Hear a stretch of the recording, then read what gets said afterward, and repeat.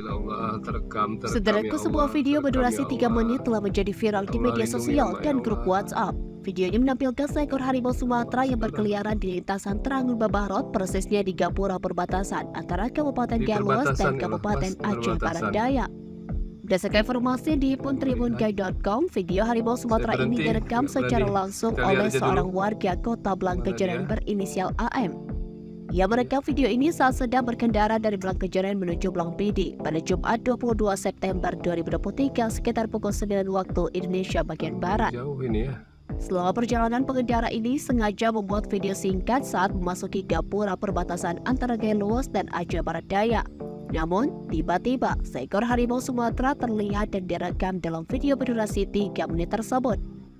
Harimau itu sedang berjalan santai mengikuti jalan lintasan Terangun Babarot. Video ini telah memicu berbagai komentar di grup WhatsApp dan media sosial terkait penampakan harimau Sumatera ini di gapura perbatasan antara Kabupaten Galuas dan Aceh Barat Daya di lintasan Terangun Babarot, Kecamatan Terangun. Salah satu komentar yang muncul menganggap video ini sebagai peringatan kepada masyarakat untuk tetap berhati-hati dan waspada saat melintas di lintasan Terangun Babarot. Sebelumnya, ada beberapa pengendara juga yang melihat dan mengalami kejadian serupa di lintasan tersebut. Dari Galuas, Rasi dan Tribun Gayo.